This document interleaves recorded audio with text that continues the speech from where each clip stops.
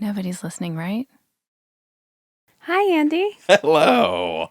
Is anybody listening? Yeah. Oh my gosh. We were stressing I have to say it was really sad. because we like to see the reviews from you guys just to know if anybody's listening. And there weren't reviews for a while. And yeah, we're like, nothing. And in fact, one kind of disappeared. Yeah. And then all of a sudden, what a gift happened one day. Elizabeth was like, oh my God, we've got a ton of reviews. It was like there was a glitch or something. Yeah, they all came in. And all I of was a sudden. thrilled. Yes. I was like, oh no. For the first time, I would say, is anybody listening? And you would say, no, nobody's not listening. Really? But welcome to Nobody's Listening, right? And it turns out a couple people are listening. This is from Lisa Marie. We're listening. Love the podcast. You guys are our Wednesday night date night. We stream you on YouTube and are constantly pausing and commenting on your takes. You make us laugh and we look forward to our time with you every week. Keep up the great work. Oh my gosh. That warms my heart. Go check out that YouTube at Nobody's Listening, right? We don't need to read the review, but there was also a male person who left a review and said that they listened to us on their mail route. Shout out which to... makes me so happy. I love male people. Yeah, I know you do. And I've forged kind of a relationship with ours. I know you have. I saw her recently and she was asking why our camera situation came down for the hummingbird. Oh, yeah, she knew. I told her about it. Oh. Anyway. So you told her the whole saga? Yeah. The hummingbird, R.I.P. Yeah, Brownie. she was sad. Okay. Can I do one more? Because this was like... No. I really want to. Okay, go ahead. Cast Iron brought me here. Oh. Oh, boy. Can confirm that the Cast Iron video brought you at least one new listener. We'll take it. I was vaguely aware of the podcast, but had never listened. I feel like I know Elizabeth through Deep Dive Cinematic Universe, but I'd only actually heard her on Celebrity Book Club with Chelsea Devontes. Shout out. Love that lady. When I saw Brooklyn Decker share the video on her Instagram stories, it intrigued me enough to start listening, and I've listened to a bunch of episodes in the past few weeks. Keep up the great work, and I hope these data points are helpful as you try to make sense of your viral video. That's a great, first of all, Very there's helpful. so much to unpack there. Yeah. First of all, love that we got a new listener from that viral video. If we just got one, I'm happy. And like the Brooklyn Decker of it all is wild because I've met her. She's very good. She wouldn't know me, but very good friends with one of my best friends, June Rayfield, because they were on Grace and Frankie together for 7 years. So you've met her in the flesh? Yes. And then she's pimping our cast iron. We were just talking about her. Whatever. Anyway, it's just a small world coincidence. Whoa. Didn't know she had posted the old viral vid. Do you think she put it together when she posted it? No. I don't know. Put what together? That she'd met you before? God. Okay. Just want to welcome. I just want to prepare you for something. Boy, oh boy, if I ever meet her in person. No. I'm going so hard in on the cast iron video. No, you're going to I'm pulling my phone out and I'm going to show it to her to remind her about it. No, you're not. That's so embarrassing. Hi, I had this video once that do you remember? You posted it. You posted my allegedly. dumb We're video. we're pretty sure because okay. I'll screenshot this video, this review. Mm-hmm. I think she'd think it was cute. Okay. I want to say welcome to anyone else who came from Cast Iron Skilletland. Is she the one that's married to Andy Roddick, the tennis player? Please, yes, please let me get through. I love tennis. We talked about this. I'm putting it, all the pieces are coming together right now. Do you give up? Is the podcast over? Yeah, I'm done. Okay. We talked about, I wanted to have a succinct intro into the podcast and go, for anyone who's new, this is the podcast where we're talking about what we wouldn't be talking about or what we would be talking about if nobody were listening. That's exactly what just happened. And if you want to, it's honestly, I'm getting so annoyed. If you want to support this show, you can go to patreon.com/nobody's listening right. Thank you. Okay. Gosh, I feel like I'm in so much trouble. You say that in a way that you're happy about it. Yeah, because I kind of, like when you're young and you kind of, you're being bad and you kind of want to get in a little bit of trouble? Kind Were you ever of. bad? Not on like mischievous, I think is what you're thinking. Yeah. Yeah. For anyone listening and going, what is up Elizabeth's butt? Yeah, it does seem like something's up there. Can you Yeah. please chill out? Okay.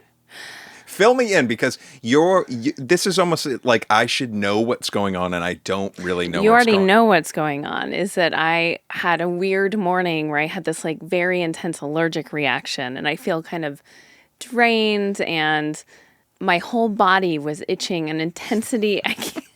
What?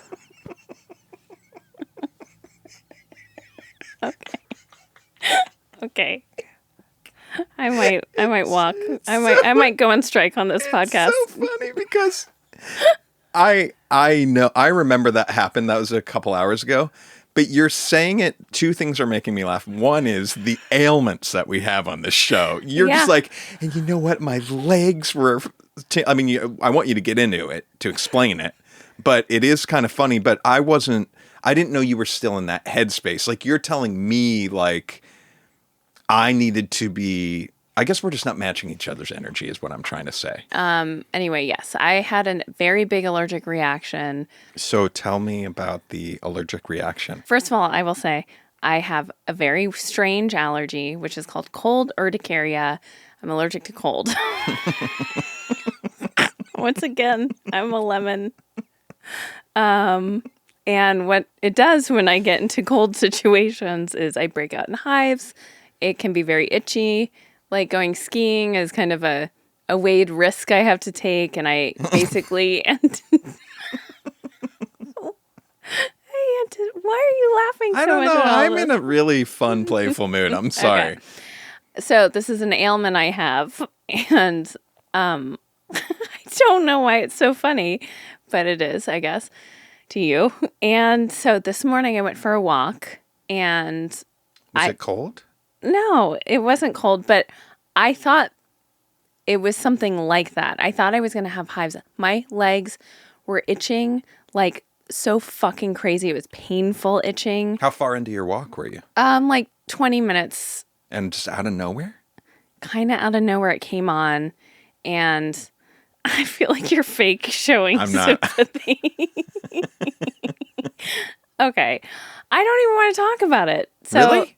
yeah, but basically it came on and then it kind of moved around my body, but it was mostly my legs where I almost called Andy to be like, you got to load the kids up and But come what get was me. the sensation? Crazy itching. And I assumed that when I, like, on fire itching, and I assumed when I got home, I would have huge welts all over my legs and they'd be like red. Do you know? We might have to start this whole podcast no. over. I don't want to start over. Okay. I think what happened here is, do you remember being in school and like maybe you're like giggling with a friend and then the teacher gets mad at you and tells you not to giggle? Yes. But then it becomes even harder not to giggle. Yes. Do you know what I mean? And it's almost like you can't. You have the There's church nothing giggles even or whatever. The church. Bare naked ladies. I'm the type of guy who laughs at a funeral. If you don't know what I mean, you soon will. Yeah, I do know. Yeah. So I think that's just where I'm at right now. Okay. Well, I'll stop talking about, but then I came home, I took a shower.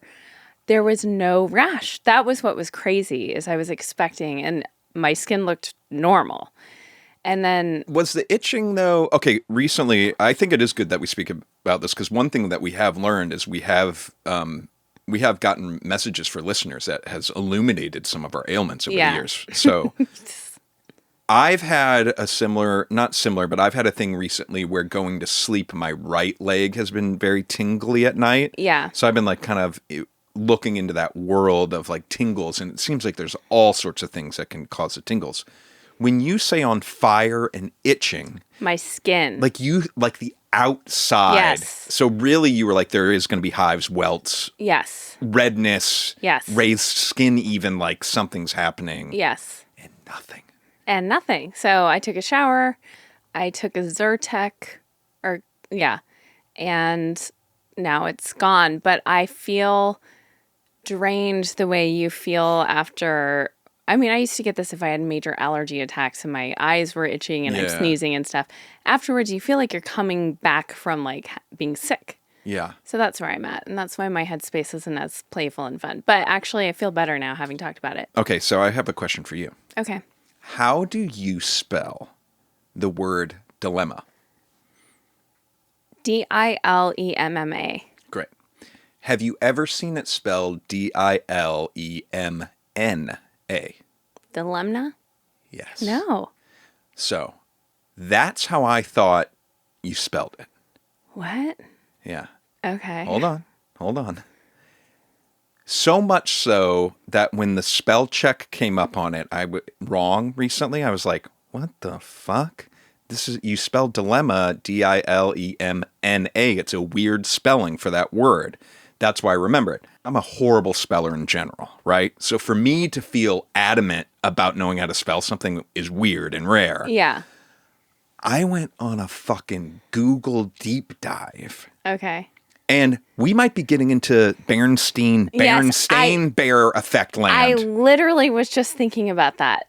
If Berenstain Bears, it still blows my mind because recently we were at like a flea market and I saw the Berenstain Bears. The children's book with the bears that you all probably remember. Bear and stain.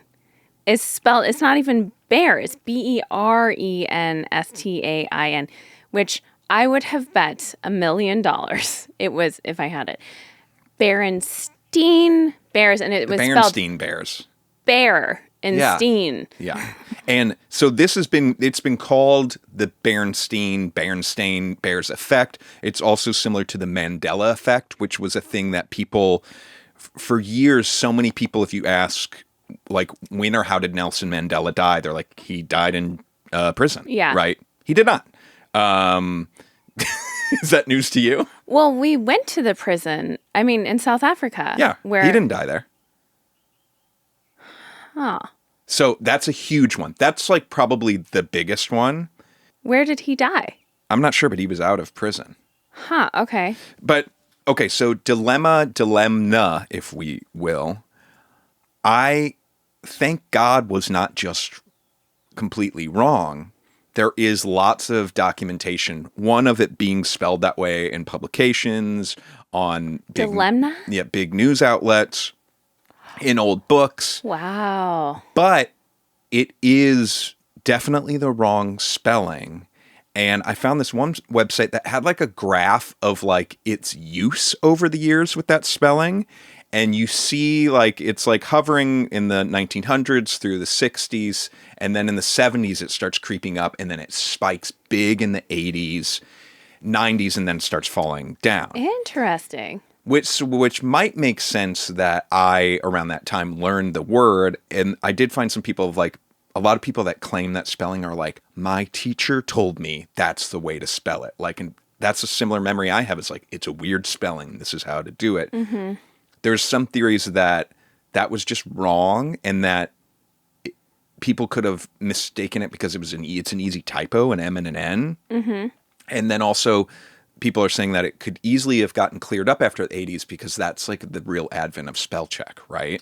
So that makes a lot of sense that finding a dive, but the big climb up in the 80s doesn't make sense. But anyways, thank God I went on this real crazy dilemma, this wormhole.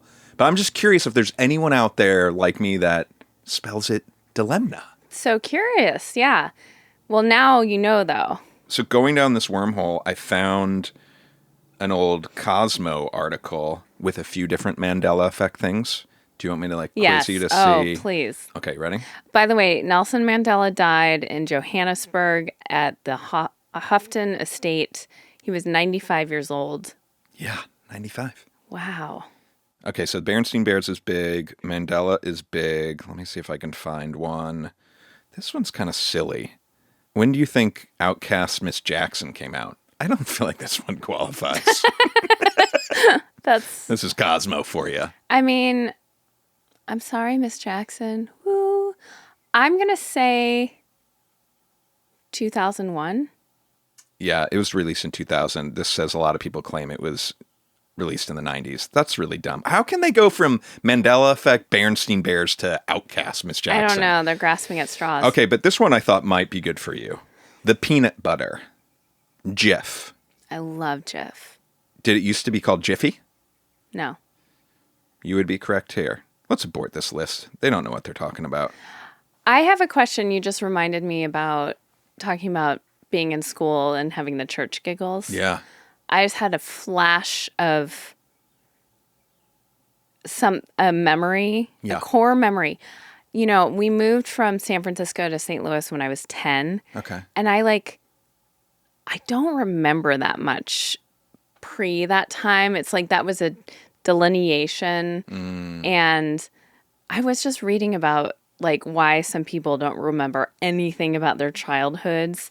People think it is linked to trauma, but also it doesn't necessarily have to be. It's also like Kool-Aid? were you drinking Did you drink the gallons red of Kool-Aid Sunny or- D? Like Yeah. if you drank a lot of Sunny D, it was wiping your memory as you went. Yeah. No, but I do have some memories, but specifically of school. I kind of vaguely remember my elementary school.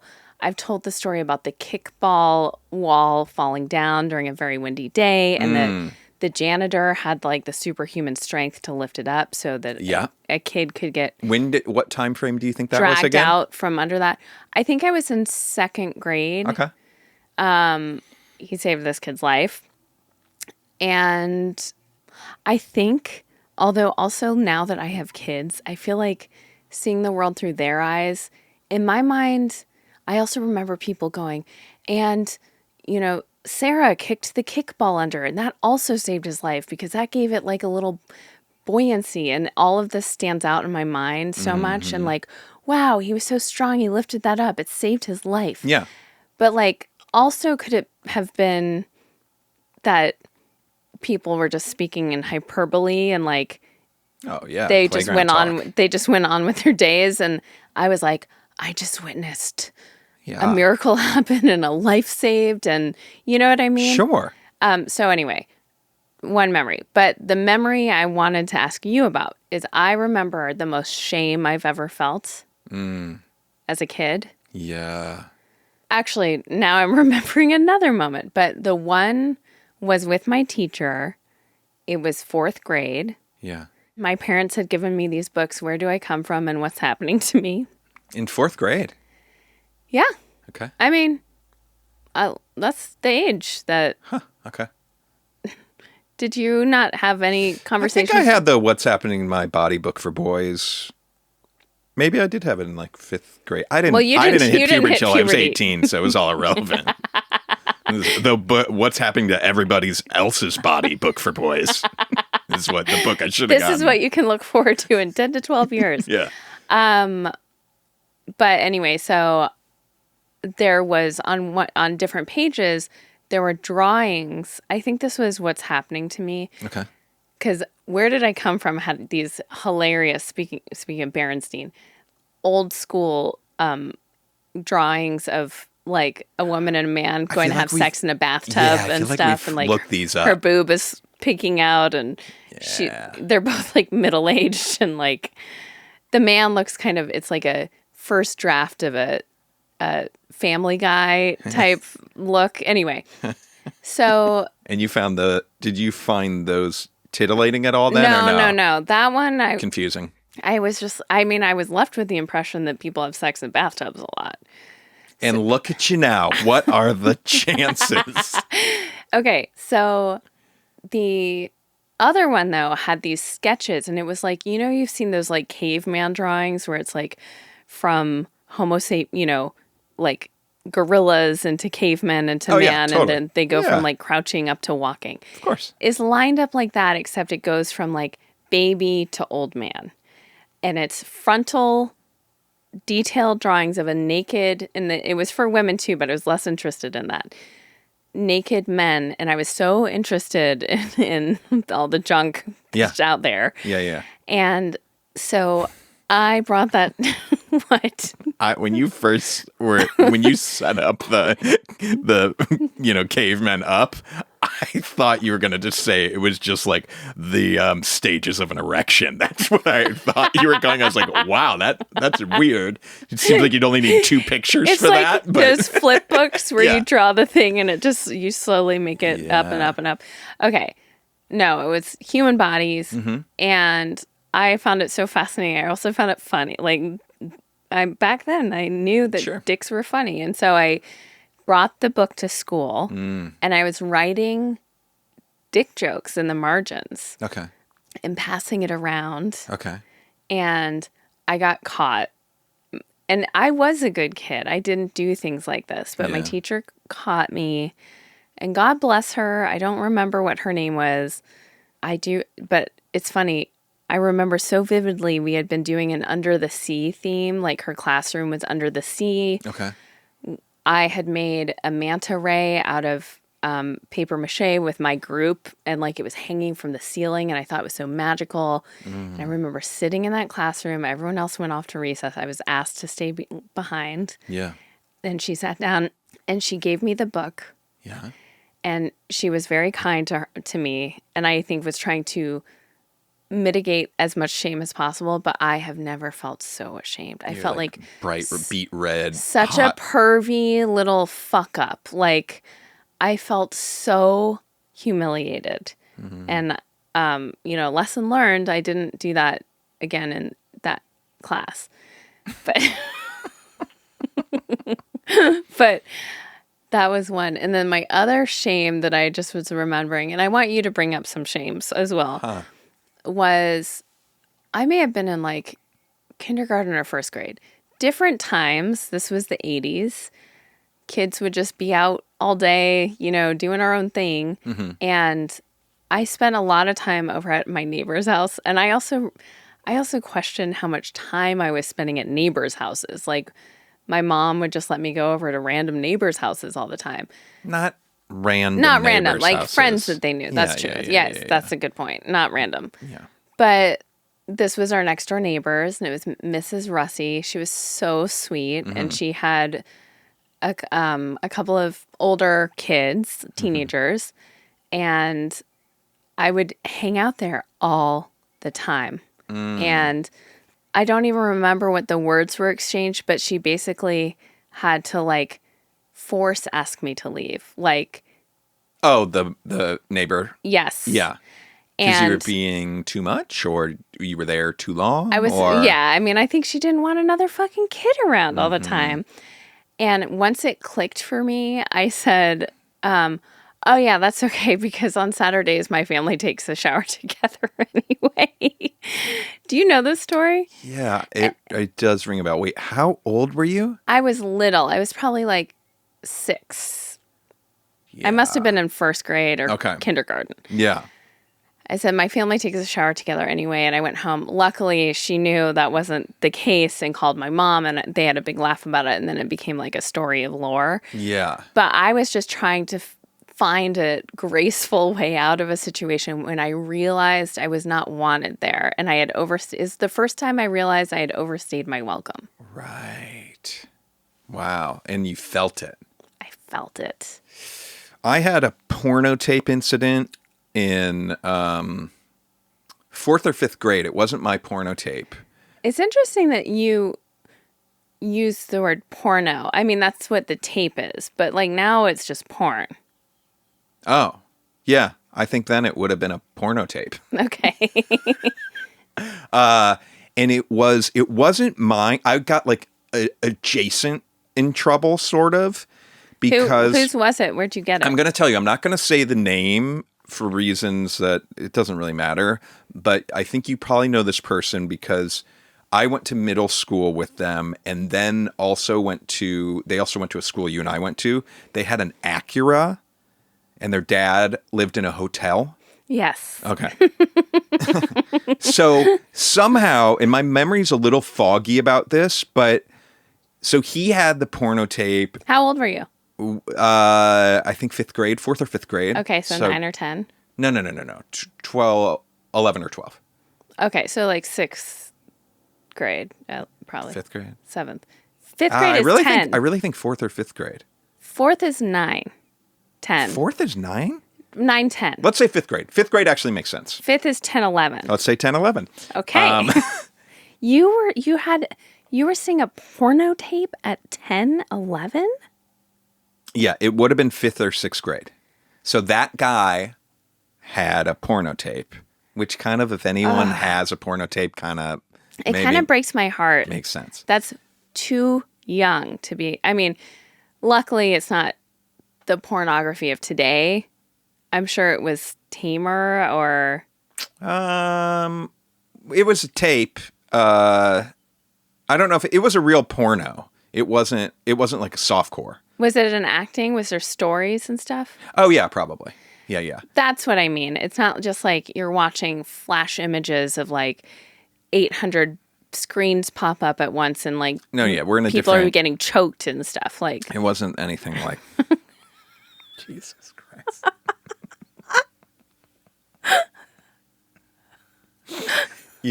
Is like you are the most wholesome and perverted person combined I've ever met. And you also like have like the most distorted view sometimes of I don't we'll save that for another show. Okay. But so somehow my memory is a little foggy, but the art teacher at our school, somehow he was the one that uncovered that this kid had the porno tape.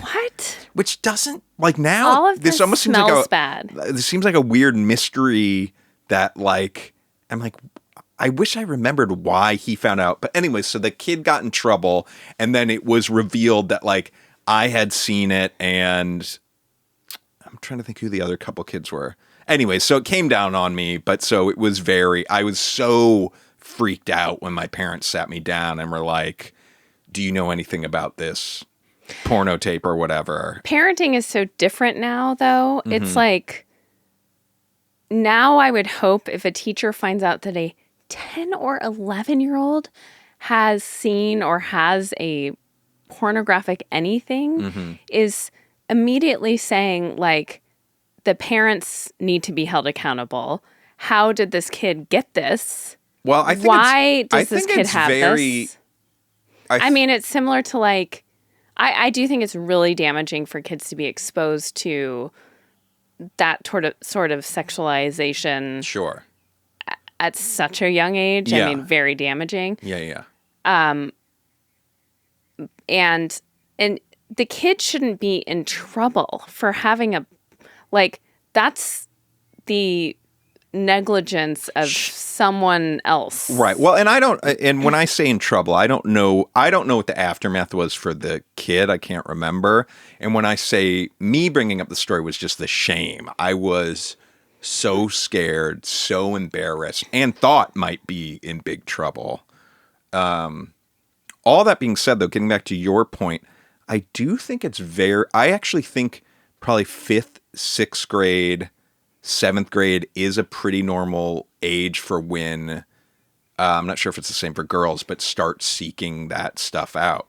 And God, it must be so easy now, which is so scary for kids. That's really scary. I mean, we have heard from friends of like them seeing what the Google searches are. You know what I mean? There's like, Yeah. You're like, oh boy, I don't think that the age is as 10, Andy, 10 is bananas. Sure.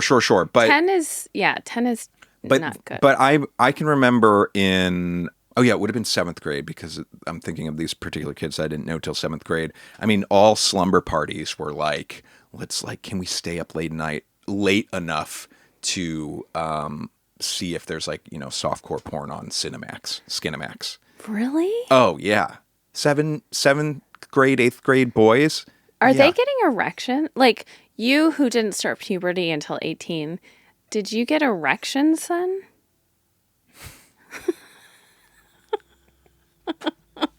Again.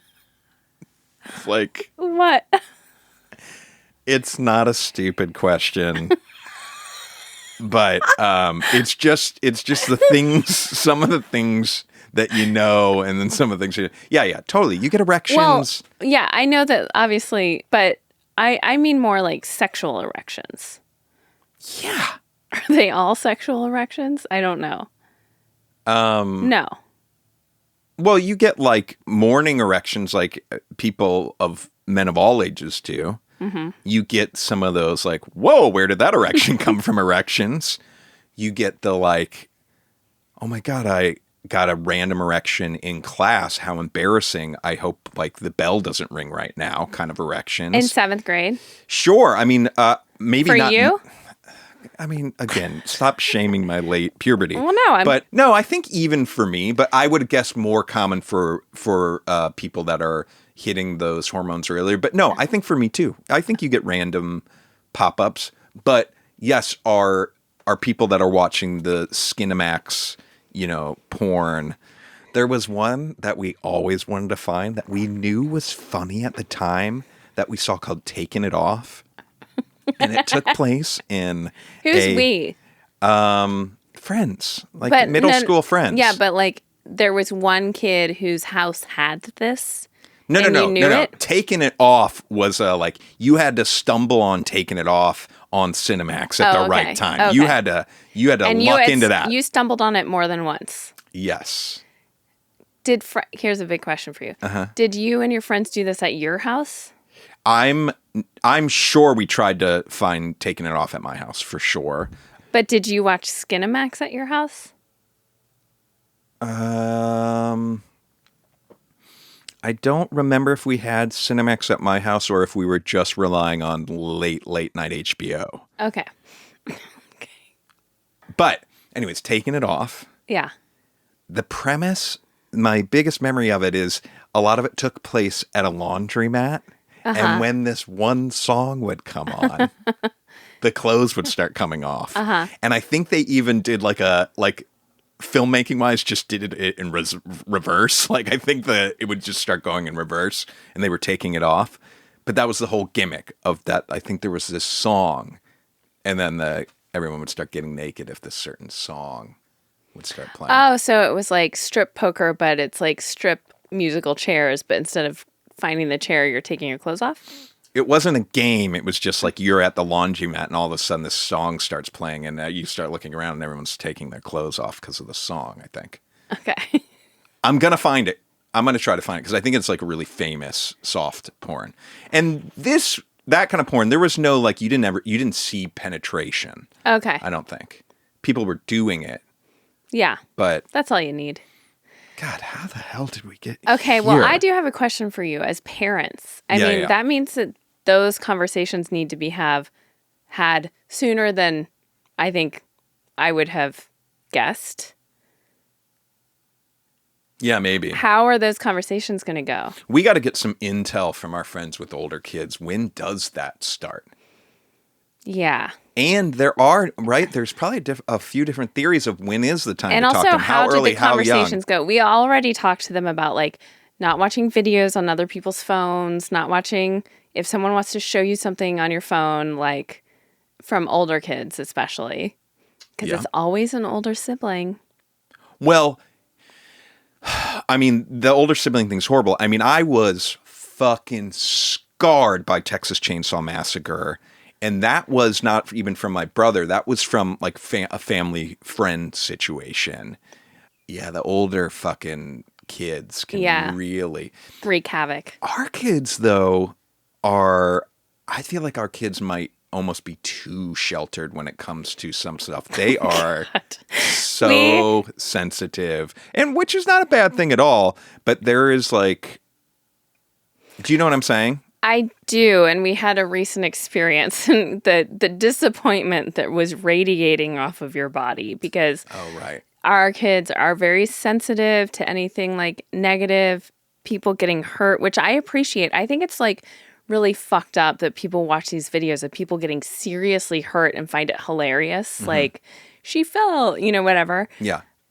So we were told by friends, we wanted a new show to watch, and we were told by friends, Survivor season 44 could be a fun family show to watch. And I'm like, okay, like might be kind of intense, but also like an intensity where the stakes are not really crazy high. Like, we just finished watching Holy Moly, the golfing competition. We like baking competitions. Maybe this they do puzzles and stuff. Mm-hmm. So we start season 44 and we get and you were like priming the pump by being like, guys, now there might be stuff that happens that is uncomfortable, but everyone's going to be okay. And like, let's try to give this a real shot. Yeah. 3.5 minutes into it, now you were partially to blame, I also want to say, because one of the survivor contestants had to like dive under this wooden platform and crawl under it, and his head didn't clear one of the beams, and he dove right into cracked his head on the beam, and his skull was bleeding. Now, I'm gonna jump to the kids were very much like, no. Teddy was like had her head in my body and was like shaking it, and I was like, turn it off. And you seemed so defeated. Now, what you don't realize, I don't think, is when his head went into the thing, I'm going to move the mic, you went, oh!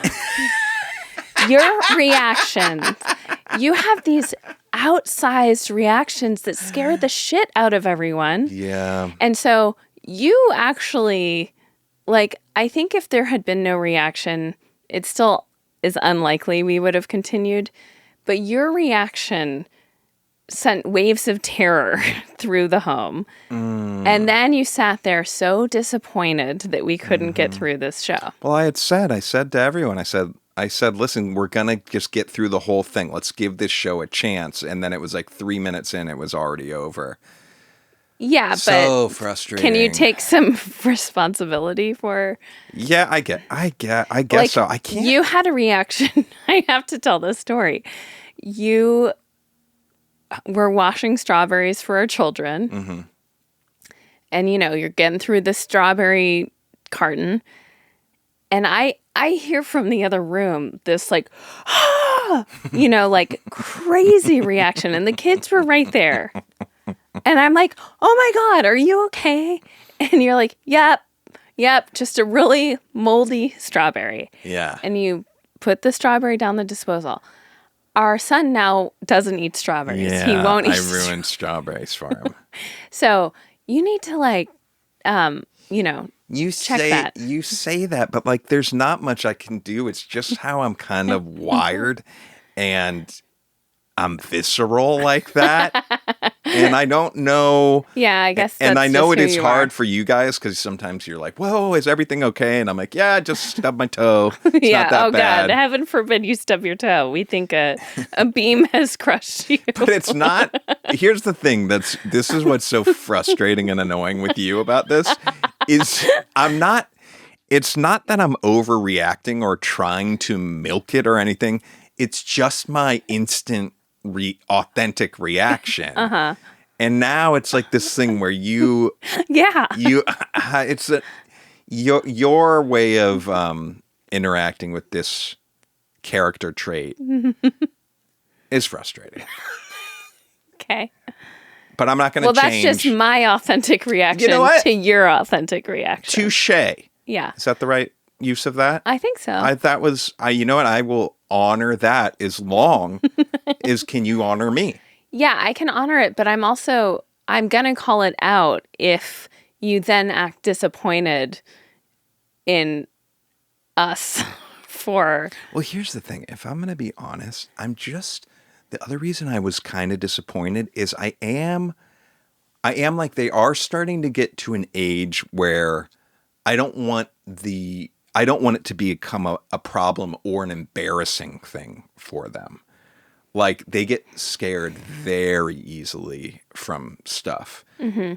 And, at some point, I just don't want it to backfire in an embarrassing way for them. Sure.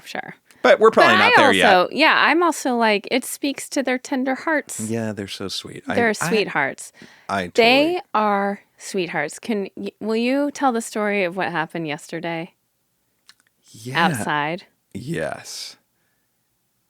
Our son has some allergies and was doing had to do a big allergy testing on your back, right, where they do tons of skin prick tests pricks, and then tons of blood draw, like a crazy. He went through the ringer.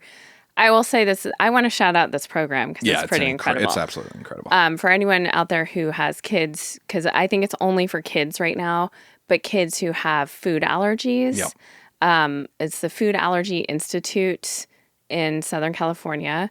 SoCal Food Allergy something Institute. Yeah. I think it's one of only a handful of these programs in the world, so I feel very lucky that we live so close to it. And basically, if your kid has like an anaphylactic allergy, which ours did, unfortunately, you go through this program and basically I don't know how the science works. It's pretty incredible, but it's like microdosing in tiny amounts and building up. But it's not just that. It's also seeking proteins in all these different foods that will help bolster. Yeah, it's like exposure therapy taking to a whole new level. Yeah. So, but like, if your allergens are tree nuts, it's having you eat a specific amount of cooked buckwheat and turnips and all this other stuff that's not tree nuts. And you work your way up to then microdosing tree nuts and building up from there. Yeah. It's been a 3.5-year long process for us, but worth it for us because we've had some really scary instances. And our kid, it's a lot of work. I mean, at one point in time, it felt like another full-time job, like preparing all of this stuff. The stuff he has had to eat, still to this day, he has to eat a lot of certain things. Mm-hmm. And he is such a champ about it. He's such a trooper. And then so we went in for his, he's now through the program, and it's kind of his final blood draw, prick test, all this stuff to see where he's at. But he went through the ringer. He had to do a breathing test, all this stuff, and it was really intense. And they took so much blood. Yeah. And so I was so proud of him, and I'm proud of him for how he's done through this whole thing. Yeah. And you and I were sitting outside end of the day, so long after this had happened in the morning, and he came out and you said something to him like, "I'm so proud of you, you did it today," or something. And maybe it was like a sweet "I love you" or something, and he was going inside to do something, and so he turned around to go inside, and then you saw him have a moment where he thought for a second, and he turned around and he kind of walked back a little bit into you. He said, "And thanks so much for supporting me." Was that it? So supporting me through this? Or Yeah. And I mean, it was the sweetest thing I've ever seen him. And it was the was cutest. so sweet. And then because he did that, he missed this field trip for camp, and our daughter comes back from the camp field trip, and we had given her a little bit of spending money for the gift shop or whatever. Yeah. And she had bought him a really nice big gift and got just a little dumb keychain for herself. Yeah. Our kids are so sweet and thoughtful, and I want them to retain that. So I'm more worried about are they going to be able to handle real life things that happen that are challenging? Sure. Well, I think that's always going to be a worry. I think my worry, getting back to this, what can we name it? Just that their speed of innocence falling off is at a slower rate than I'm worried than a lot of their peers. Yes. And I'm worried that might become more jarring later. Yeah. Yeah, I get that. But hey, but it is so sweet that they're so sweet. Yes. I have something to ask, and I have another question for you. Yeah. Do you have something you really want to get to? I do, but it's so dumb. So let's go with your... Mine is so dumb. Maybe we'll have time for both. Let's see. Okay. So I was thinking the other day, actually up at the cabin when I was wiping down our counters, there is a skill that I learned from Waterways Car Wash, one of my first jobs. Yeah. Shout out Waterways in St. Louis, if you're still cracking on. That has served me through my whole life. And I'm curious if you had any jobs where you learned a specific skill that I don't even think about now, but then I see other people, how they do this thing, and I'm like, oh, I'm really grateful I learned that skill. Is yours just wiping things? You wipe the No, way but you in a wipe yes. the counter? In a specific way. What is now, it? when I see some Yahoo out there taking a paper towel and crumpling it up into a smush, Where is this Yahoo? wherever, I don't know, someone wiping. Actually, our neighbor was cleaning their windows at the cabin, Okay. crumpling it up. Was it because crumpled up newspaper and Windex is an amazing way to clean windows? That's something I learned in the glass trade. So careful. Wow, we have like dueling. This is perfect. Okay. Yes, I think that's right. Right. Okay. But what I learned at Waterways Car Wash is you fold how to get the most out of your paper towel. Mm-hmm. You fold it in half, and then you fold it in half. And that gives you 8 surfaces to use to clean. Wait, so how do you start? With just full paper towel first wipe, then fold? No. Okay. First thing you do is, and it doesn't have to be paper towel. It could be washcloth or, No shit. Okay. I'm just kidding. I know. Okay, take me though. Take me through. I'm Wow, excited for this. You have put me in such a better mood. Look at me now. I love this podcast. Thank God for it. Okay. You take your paper towel, Okay. you fold it in half, Love it. and then you fold it in another half. Immediately, before So starting any work. You're dealing with a quarter surface area, Got it? which is a handful. That's all you need. Okay. You're wiping with that. Also, I don't know if you learned this in the glass trade, wiping left to right, the human eye detects less streaks than if you're wiping up and down. Whoa. No, I did not. Okay, so it's okay if you're wiping, you can wipe however you want to wipe, but you want to finish the wipe horizontally. So you're leaving less streaks. But anyway, you have your folded paper towel, you use the first surface area. Oh gosh, that got really dirty. Okay. Then you're going to unfold it, fold it the other way. Brand new, fresh surface area. Do.